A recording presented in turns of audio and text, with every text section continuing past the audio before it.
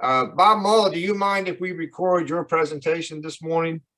No, absolutely not. Okay, so then I'm going to go ahead and let you take over, but tell me when you want me to push the charts, okay? Okay, it sounds good. Well, thank you for the opportunity to talk a little bit about my ancestry. I have to give most of my bloodline credit to my Patriot ancestors, to my mother's side of the family.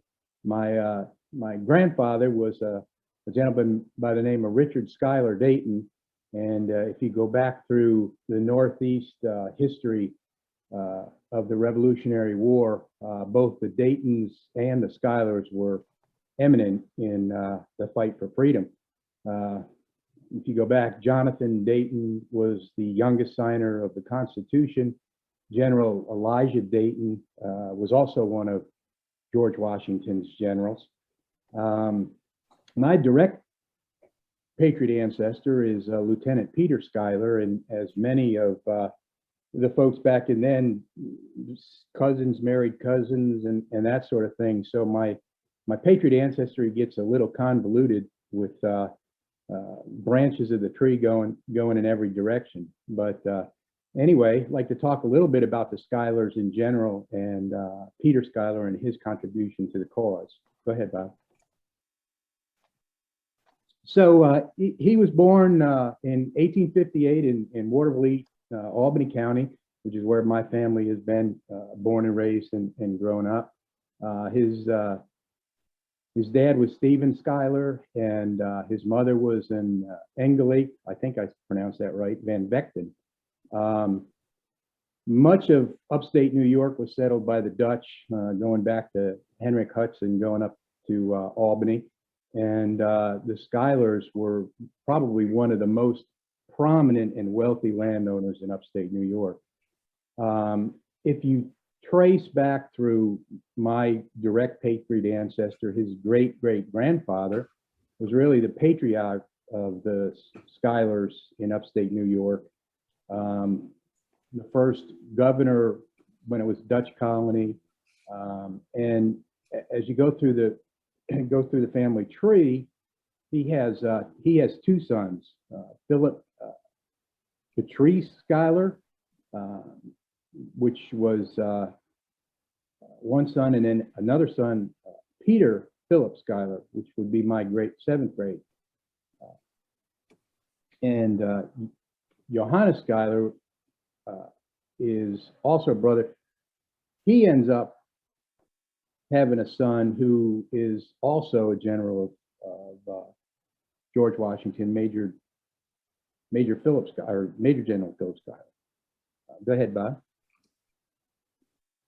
So the interesting thing with my family line, and I'd like to brag a little bit about it, is that, of course, Philip Schuyler, Major General Schuyler, has a daughter who ends up marrying Alexander Hamilton.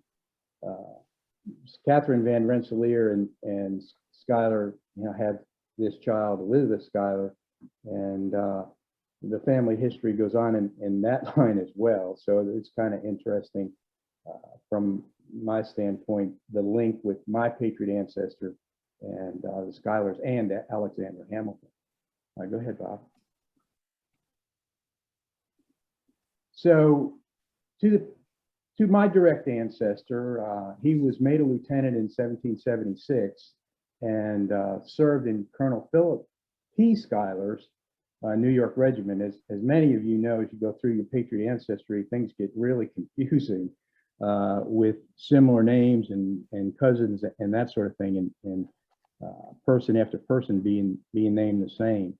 But he worked for Colonel Philip Schuyler in his regiment in upstate New York. Marched in the expedition against Sir John Johnson, and was present when Johnson surrendered to General Philip Schuyler. He was also appointed a member of court-martial held in Albany for many of the trials of the Tories and others. In the fall of '76, he was stationed in upstate New York, in the mountains in upstate New York near Lake George. He also was involved in one of the major battles in the campaign of Saratoga. And he was there when General Burgoyne surrendered. he continued to serve as a lieutenant at various times in that company and regiment until the close of the war, when he was in several expeditions against Indians and Tories along the Mohawk Valley as well. So he was very involved, as well as the entire family was in the fight for freedom in upstate New York. Go ahead, Bob. So that's a little, he's actually the great grandfather of my direct Patriot ancestor, Peter Schuyler. And we've got another little picture here of, I think, General Schuyler. Go ahead, Bob, the next one. Yeah, and don't anybody comment on the nose, because I know it's very similar to mine there. But anyway, that's the general. And my great aunt, there's two oil paintings of General Schuyler. One is in the Schuyler Mansion in about a block away from the governor's mansion in Albany. The other oil painting hung in my great aunt's living room until she passed away. So we've got a pretty interesting history. And go ahead. And I think the last one is Elizabeth Schuyler.